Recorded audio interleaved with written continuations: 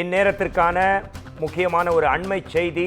குளிர்கால கூட்டத்தொடர் தொடங்க இருக்கும் நிலையில் ஸ்டாலின் அவர்கள் தலைமையில் திமுக எம்பிக்களின் கூட்டம் சென்னை அறிவாலயத்தில் தொடங்கி இருக்கிறது. அண்மை செய்தியாக வந்திருக்கிறது.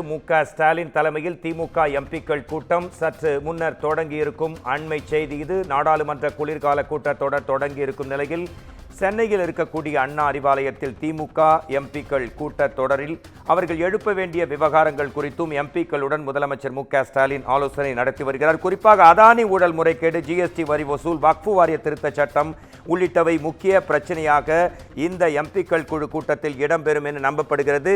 இது குறித்து நமது குமுதம் செய்தியாளர் கீதன் தரும் உடனடி தகவல்களை கேட்கலாம். அரசியல் முக்கியத்துவம் வாய்ந்த குளிர்கால கூட்டத்தொடர் நடைபெறும் நேரத்தில் திமுக எம்பிக்கள் கூட்டம் அண்ணா அறிவாலயத்தில் தொடங்கி இருக்கிறது. உங்கள் தகவல்களை தரலாம் கீதன்.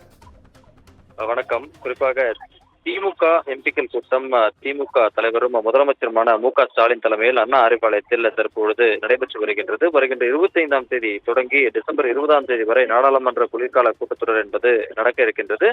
இந்த நிலையில்தான் திமுகவின் மக்களவை மற்றும் மாநிலங்களவை நாடாளுமன்ற உறுப்பினர்களோடு தற்பொழுது ஸ்டாலின் ஆலோசனை நடத்தி வருகின்றார். இந்த கூட்டத்தில் 20 நாடாளுமன்ற உறுப்பினர்கள் மற்றும் 10 மாநிலங்களவை உறுப்பினர்கள் உள்ளிட்ட 30 பேர் பங்கேற்றுள்ளனர்.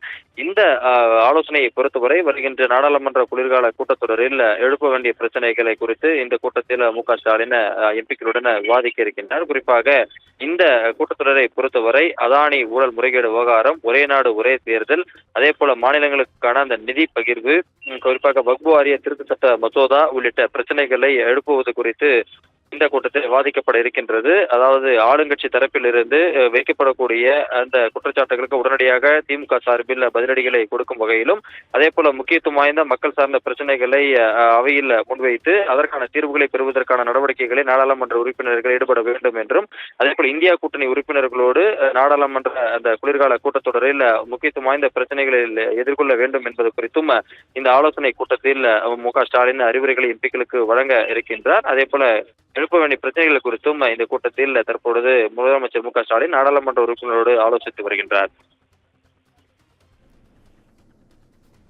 தெளிவான, விரிவான, விரைவான தகவல்களுக்கு நன்றி கீதன்.